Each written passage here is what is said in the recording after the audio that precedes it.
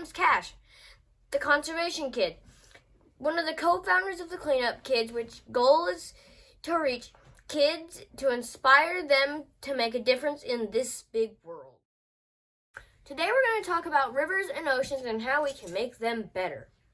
The main reasons that our oceans and rivers are polluted is plastic.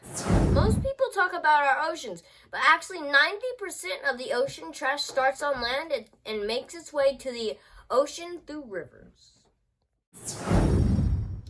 The Tennessee River is actually the most polluted with microplastics in every river tested in the world. Dr. Foth swam most of the Tennessee River and found high amounts of microplastics in the river. These microplastics likely come from larger pieces of plastics in landfills broken down by chemicals and the sun. 500 marine locations are now considered dead zone, which means animals cannot live there or safely live there. Plastics usually take 500 to 1,000 years to break down, but they never, ever go away. In the last 10 years, we have made more plastics than the last century. Most of the plastics found in rivers and oceans are actually single-use plastics. Single-use plastics are straws, bags, bottles, and all of the stuff that we use for 10 minutes and then we throw it out. On average, a straw takes 200 years to go away. A plastic bottle lasts 450 years. Coffee pod, 500. Diaper, 500. Toothbrush, 500. Bag, 20. Batteries, 100. If we just skip the straw, it can make a huge difference because in the U.S. alone, we use 500 million straws a day. But there are alternatives for plastics, as in metal, bamboo, silicone, and reusable plastics, and you can almost find alternatives for every single kind of plastic. Even though that our oceans and rivers don't look dirty, 70% of plastics actually sink to the bottom, only 15% float, and another 15% end up on beaches.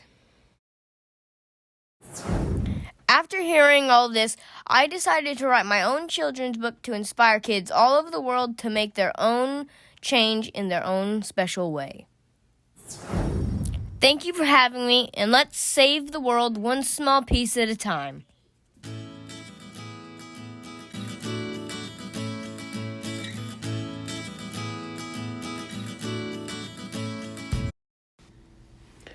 One Small Piece by Cash Daniels.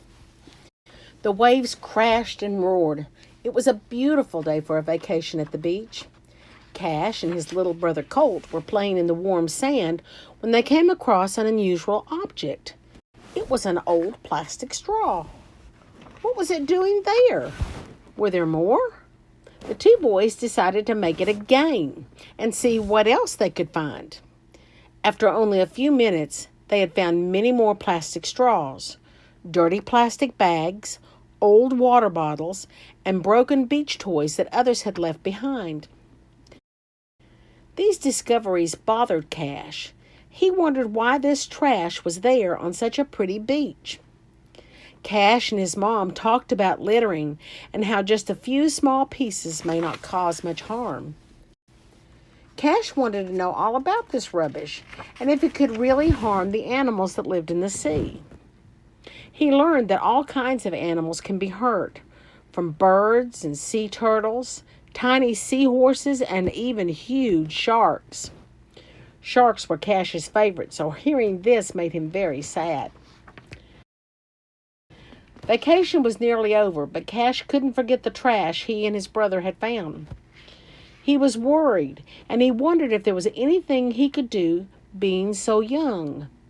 After all, Cash was just one small piece in a very big world. As he made the long trip home, Cash realized he lived a long way from the beach, but he also knew that there were important rivers where he lived. Could they have the same problems with trash and litter? Finally home, Cash went about his days with school and family activities. He often thought about the beach. Was it still clean or filled again with nasty trash? And then he thought about the rivers that were so close to his home. Were they dirty too? Cash heard about a scientist who had studied the Tennessee River. This river was very close to where Cash lived. The scientist discovered this river was one of the most polluted rivers in the world. Now, this news upset Cash, and he knew he had to do something to help. Cash might be one small piece in a big puzzle, but could he find his place helping save the river and the animals? He thought, and with some help from his parents, he had a plan. Cash was going to keep the river as clean as he could. This would help the river and the ocean too. Cash went to the store and got large buckets and some gloves to keep his hands clean, and off to the river he went with his family.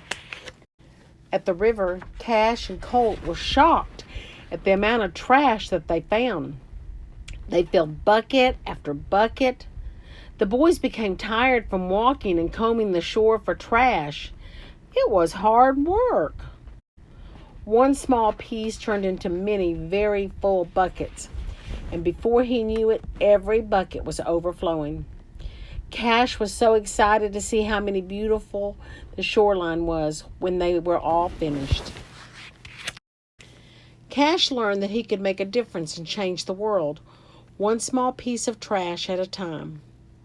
He made it his mission to not let this part of the river get dirty again.